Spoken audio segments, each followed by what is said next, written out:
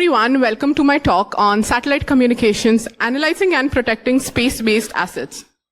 I'm Drishti Jain. You can follow me over Twitter or X as it is called.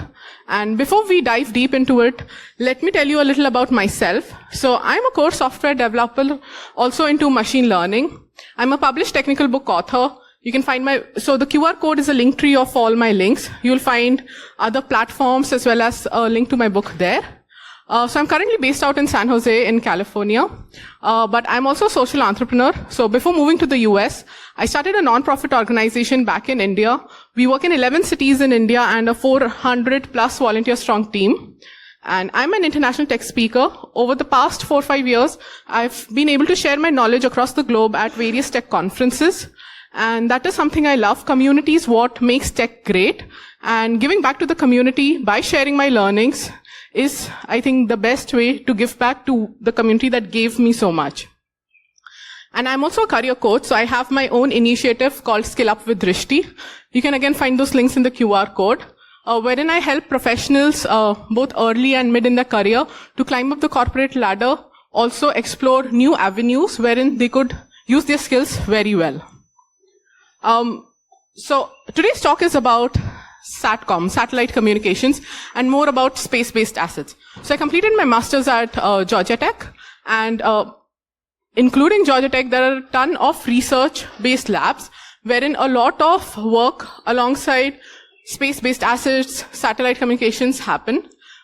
In exploring all of this, it is important to know what vulnerabilities are there, what are the key aspects that you need to take care of whenever you are working in this space, as well as what are things you should keep in mind to have a more proactive approach towards dealing any kind of attacks that might happen later on.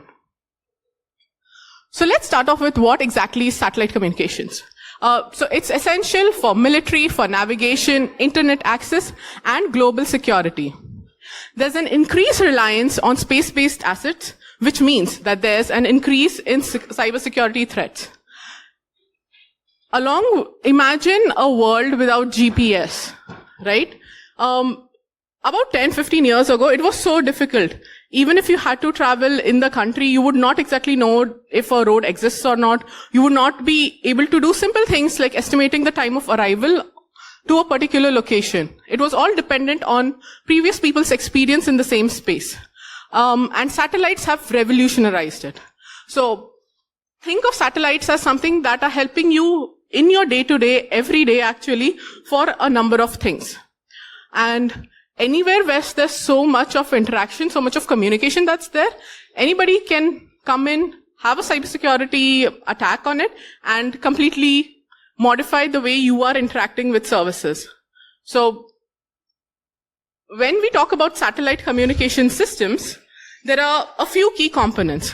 The first one is, of course, the satellites. So there are 3 kinds of satellites that we can divide it into: geostationary, medium Earth orbit, and low Earth orbit.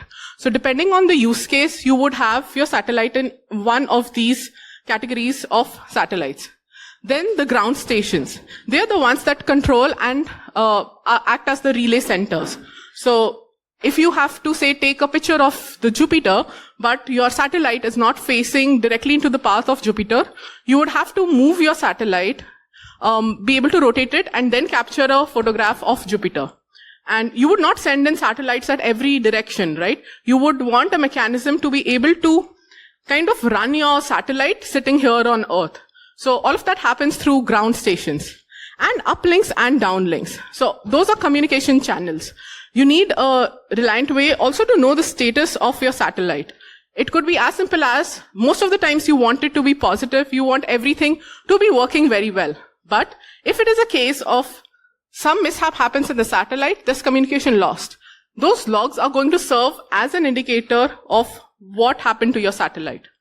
And user terminals. So devices that are receiving satellite signals and are then processing it for further use cases based on the application area. Now our use cases can be right from military and defense communications to weather forecasting, whether a place is going to have a natural calamity or not, Is there going to be a tornado? Is there some uneven expectation in the ocean? How's that going to affect people on land? GPS and global navigation systems, something that all of us use on a day-to-day basis. And very importantly, emergency response and disaster recovery. Anytime there's a disaster, you want to have like a bird's eye view, but at a Earth level. So how do you do that? That is wherein satellites play a crucial role.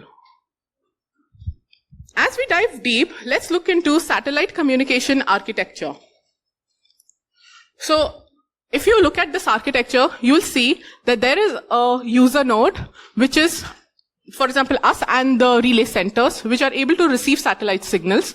The satellite is able to send signals to your FL or RL TUs, and with so much of data that gets captured, it is real-time data, and it is captured at a very minute granular level. So all of that needs to be backed up into your servers, created copies of that. Also, data that is frequently used, like GPS, then you would have a very strong caching mechanism, which will be able to serve the request that it gets. And that is a single component of the backbone network. This backbone network is what is going to help you to build upon the signals you receive from the satellite, also communicate back to the satellite to get the desired results that you want.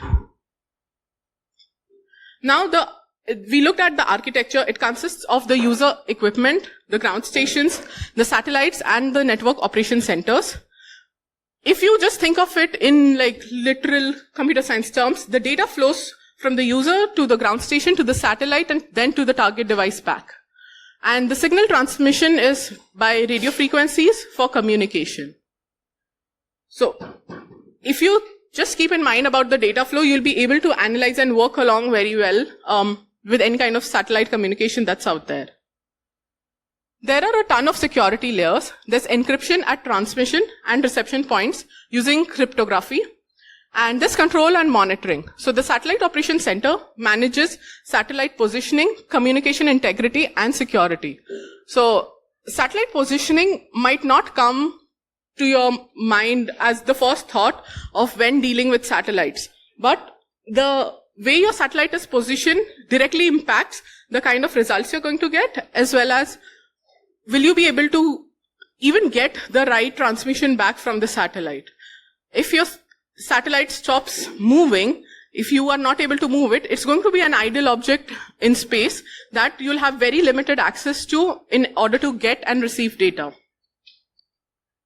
Now, a quick short code example as to if you have to implement, say, secure satellite data transmission, you can use AES GCM encryption for secure satellite data during transmission, because it provides both confidentiality and integrity, which makes it very, very suitable for sensitive satellite communications. Now, whenever you're thinking about satellite communications, including, say, a very simple use case like GPS or navigation, it might not have like national security importance, but even for a user, any company that is based off of navigation, that is key. And with autonomous vehicles, if navigation doesn't work, if there's a human sitting inside the vehicle, the human still would know the area a bit or could ask other humans outside. But imagine the case of an autonomous vehicle and the navigation system has lost integrity in the data it's receiving. Then you might face a case of wherein the vehicle goes to some other place and it is just following the commands that's there. So integrity with data in satellite communication has become more crucial as we are moving towards more automated devices. So in the code, the encrypt data and the decrypt data functions are base logics that you can use and build upon those based on your requirement, because you would need encryption for secure communication. And for the key, considering this is a simple example catered to all audiences, I've kept it to be a random number for the secure key generation. But again, for the key generation, you can have advanced methods and you could just replace that. And then you would have your ciphertext text, your decipher text, all in one place. Now that we have been talking a lot about satellites and the importance of satellites, the importance of having integrity in our data, having consistency across different receiving points, let's talk about what vulnerabilities come along in satellite communications. So the first one is signal jamming. So imagine there are two competitors. As space gets more privatized, you're going to see more competitors compete to get results. In that case, you will have signal jamming, wherein the legitimate signals would be blocked by somebody else. Now, why is this important? Consider it is as simple as there's a service which gets attacked by a competitor service so that users shift to competitor A's service. In the same way, there is signal jamming that takes place when you're dealing with satellite data. The second is spoofing, which is about sending fake signals. You would spoof the data and consider that the other party gets the data which is incorrect. Data interception, of course, unauthorized access, that is one of the basic but the most crucial way in which even today a lot of attackers are able to convert satellites into a use case wherein others are not able to access their own very satellites.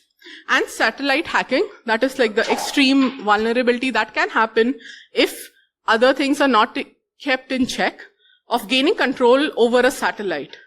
And once you have a control over a satellite, in that case, it is just a matter of time wherein you would firstly lose a lot of money. Satellites are expensive to build and send to space. Plus, you will also lose out on the data that you were supposed to receive and build upon that. So that is a key vulnerability that happens as well. Now, let's dive a little deep into signal jamming attacks. So jamming disrupts satellite signals using high power transmissions on the same frequency. Different kinds of jamming take place with satellite communications. Noise jamming, repeater jamming, and spot jamming. So even in maritime navigation, with submarines, there's GPS jamming that happens, which leads to incorrect ship positioning. Now consider this from a military angle. This is very crucial for a particular party to win over the other party, right? If you're able to jam the signals, they lose communication with the base. And in that case, what do people do? Like, they have an advantage if the other team has lost communication. So those are type of jamming attacks that happen that need to be kept in check. Now, how do you keep these in check? These vulnerabilities, how do you actually have a defensive mechanism towards it? First is frequency hopping. Rapidly switch frequencies in order to avoid jamming attempts. So the more frequently you're frequency hopping, the more better it is going to be. Then spread spectrum technology. Spreading signals over multiple frequency so that the impact of interference is reduced quite a lot. Adaptive filtering, to implement filters to distinguish between legitimate and jamming signals. So even if you're getting jamming signals, you on the receiving end should be able to identify if it is a legitimate signal or a jamming signal. After everything as well, there will be some vulnerability left wherein a third party could inject their own signal in it. If you have another check on your receiving end to be able to identify the legitimate or the jamming signal, it will be like the final layer of protection you have before actually interpreting the actual signal that you're getting. And the fourth one is directional antennas. So if you have highly focused antennas to minimize interference from jamming source, that's the best case scenario. It is the expensive solution, but it works because you're going to be focusing it on a particular direction so that interference from any kind of jamming sources is completely avoided. Now, what are data interception risks? So eavesdropping on unencrypted satellite signals and also man-in-the-middle attacks between ground stations and satellites. So you will see a lot of data. Everybody just wants to modify the data that a satellite is sending and receiving. And in order to do that, there are a ton of ways in which people can intercept those signals, have a receiver and modify the signal that's there. So the countermeasures are to have a strong end-to-end encryption. The stronger your encryption is, the more difficult it is for anybody else to decode the data that is being received by your satellite. And a secure satellite to ground communication protocol. So what this leads to is a very secured, like a single pipeline wherein nobody else is able to intercept the communication that you have between yourself and the satellite to be able to have a very secured pathway of communication. This again is a solution wherein you still need to take care of other cybersecurity threats that might come into place. After being able to take care of different vulnerabilities by strong encryption so that there's no man-in-the-middle attack, you will be able to very certainly say that the data that you're receiving from the satellite is untampered and it is not modified. Now, one way of doing that is using TLS for SATCOM data interception. So, TLS will allow you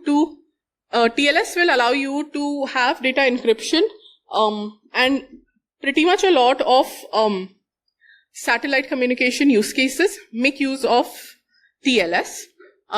It is simple to understand, simple to use. You all must have used it in different other use cases as well. And the similar thing is applied towards satellite communications. Now, what are satellite hacking risks? Before I move towards the satellite hacking risks, one thing throughout my talk I want you all to take away is that don't think of satellite communications to be very fancy or completely out of reach. The same concepts that you have, just think of it from a bigger perspective. They are space-based assets, but it is not rocket science. So think of it as a place which is sending you data. How do you take care that the data reaches you in the right way? And think along those lines.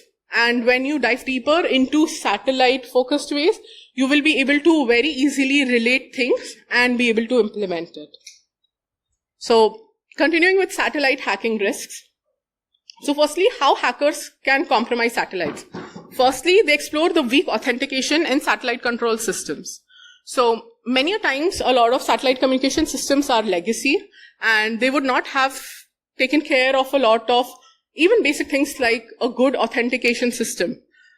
So that is like the easiest vulnerability that could be exploited by hackers.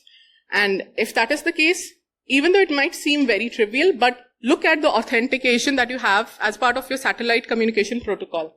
It could be as simple of a fix as fixing the authentication and making it more secure.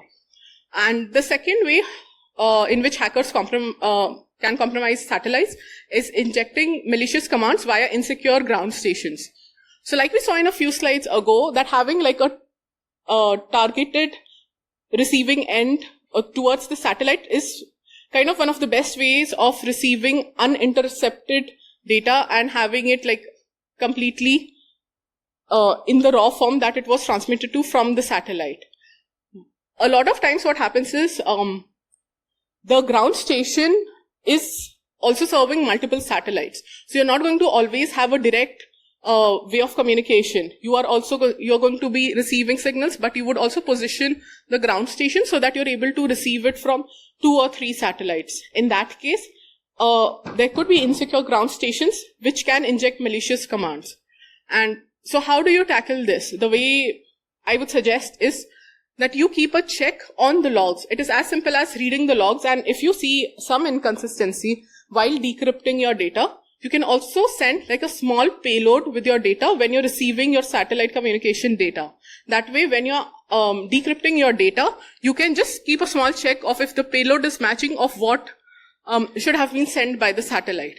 And if there is inconsistency in the payload data, that is wherein you would realize that this is not correct and something needs to be done. There's some insecure ground station communication happening.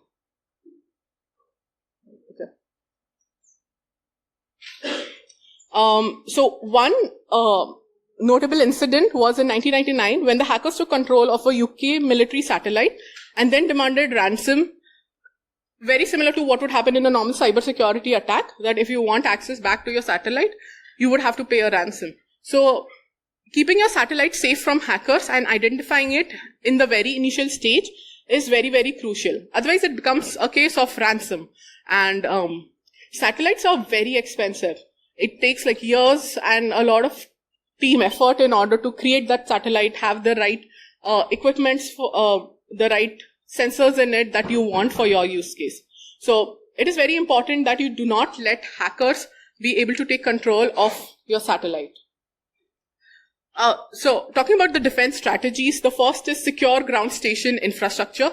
So people would invest a lot in satellites, but have funding later for ground station related modifications that need to be done. So, but that is equally crucial. Having a secure ground station will ensure that nobody else is able to intercept your satellite data or establish a communication which would hamper your connection to the satellite. And multi-factor authentication for satellite commands. So, like I've been saying, I've seen a lot of cases wherein the basic authentication wasn't like, nobody like spent time in creating a very good authentication system, and that becomes such an easy entry point for any hacker in order to just hijack your satellite. And then you have to come up with more advanced solutions in order to retrieve your satellite back or cut the communication that's being insecure. Just focus on authentication. That would solve a lot of problems with satellite communications. Also, this is something I've seen across in any kind of legacy system. Very simple things which would be obvious for you and me is something that wasn't implemented because people didn't think about it a lot earlier, and a simple solution could be that. So let's look at another defensive way in which you could take care of this. So with encryption, so that would prevent unauthorized access for transmitting data. Your AES, RSA, and quantum encryption methods will serve the purpose of good encryption. If you look at AES encryption, as simple as this, a simple AES encryption will provide a good security as well if you're looking at satellite communication data or any other space-based asset data. Let's look at anti-jamming technologies. So people can jam your communication with the satellite. How do you ensure that that doesn't happen? The first is frequency hopping. You would dynamically change the transmission frequencies. So, and also keep a log. It shouldn't be random. You should be able to identify what frequency is it that you had to do right now and what is it that you're going to do next. Spread spectrum, distributing signal over a wide bandwidth. That is another very, very interesting use case which helps you with anti-jamming technologies. And adaptive power control, adjusting transmission power based on interference levels. So whenever looking at like anti-jamming techniques that you need to employ, you need to ensure what are the key things that come in place, and then how do you tackle each and every aspect of it, and overall you'll have a much more secured satellite communication system. Yeah. Now, intrusion detection system for satellites.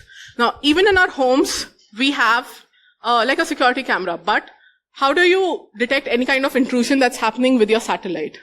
So first is you would monitor network traffic for any kind of anomaly that's there.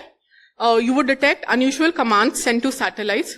So logging is important on both ends. The commands that you're sending, a log of those commands, plus the data that you're receiving, those logs. So if you detect unusual commands, that is wherein you should be able to, that should be your first red flag as to something fishy is going on with your satellite. And use behavioral anomaly data and machine learning for real-time security. So most systems employ some form of an ML model in order to detect anomalies so that it is happening on each and every timestamp that you're recording data, both while receiving data as well as while sending the commands. A few advanced IDS features are to have AI-powered real-time threat detection, and you would have you would raise flags as soon as something unexpected happens. The second is satellite to ground behavior analysis. So the communication that you're having from your satellite to ground, it could be like as simple as having like a payload field, and then you will be able to decrypt if that has been spoofed or not. As simple as that, because satellite to ground behavior analysis helps you to identify if something bad happened already. And automated responses to identify threats. So if you have a threat there, you would need to alert all of your engineering team that something is happening, and let's look into this. Because human intervention at the end of the day is very crucial before you actually declare that something of a threat nature is happening to your satellite. As simple as this, so you can use machine learning based anomaly detection. So isolation forest is something you can also play around with a lot of publicly available satellite data to apply this and see how well it is working in order to identify anomalies or not. One advanced topic that I'd like to touch upon is quantum key distribution for satellite security. So quantum key distribution is used a lot in satellite communications for satellite security. It uses quantum mechanics to secure encryption keys, and any eavesdropping attempt that disturbs the quantum state makes the attacks detectable. In all of this, the main part is that if there's an attack happening, you should be able to detect it then and there. Otherwise, it's going to turn into a ransom case. So quantum key distribution for securing your encryption keys is very crucial. The way quantum key, the way QKD works is using quantum entanglement and photon polarization to enable ultra-secure key exchange. So the two protocols that get widely used are BB84 protocol and E91 protocol. So in all of this, the key aspect is that your key should be secured. Your encryption should be so strong that nobody else is able to decrypt your key and be able to access your satellite communications. With QKD, securely transmitting cryptographic keys between ground station and the satellite is important, and this is what is going to ensure confidentiality across in your satellite communication. A few advantages and challenges. The biggest challenge is that it is high cost. There's hardware limitations. But most satellite communications, when you have a very key use case, would actually go ahead and have some collaboration with the government. In that case, then the high cost or the hardware limitations get taken care of. Government space organizations would have the resources, and you will be able to use those resources and implement quantum key distribution for your satellite. The advantages is that it is unbreakable encryption. It is one of the most secure encryption ways that you can have for your satellite communication keys. And it is real-time key exchange. That makes it very applicable in a scenario like satellite communications. The real-world implementations, there's a lot of ongoing research as well to integrate QKD into global satellite networks. So a lot of protocol bodies are working in order to make this a standard across satellite communications and to share like hardware and infrastructure resources so that that limitation is overcome by us. A few security frameworks and regulations.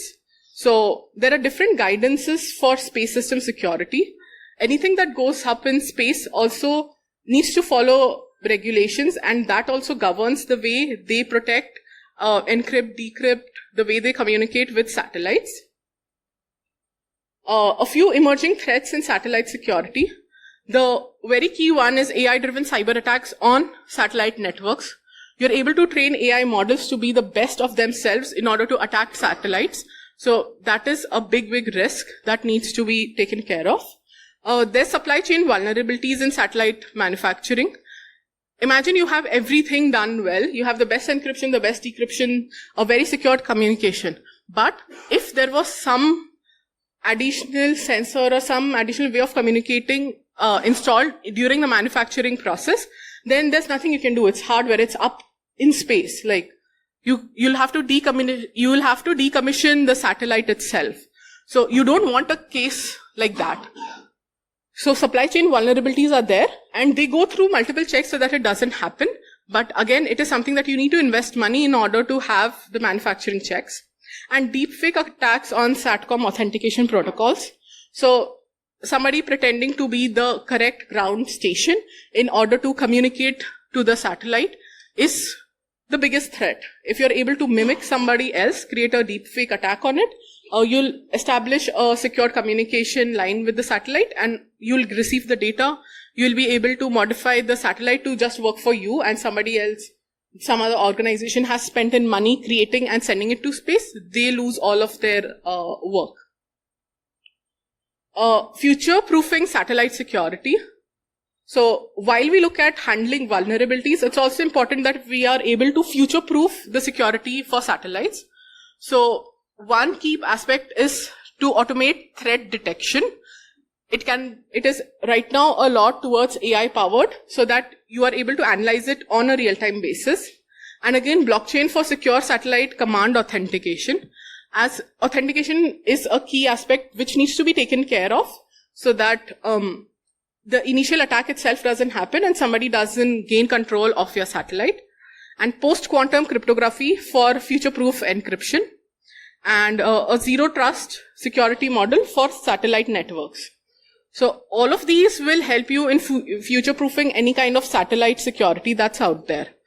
Overall, look at satellite communications and security around it to be very relatable to different parts that go along in the communication lifecycle, and how do you ensure a good security in each of those layers. That's it from my end. Thank you so much.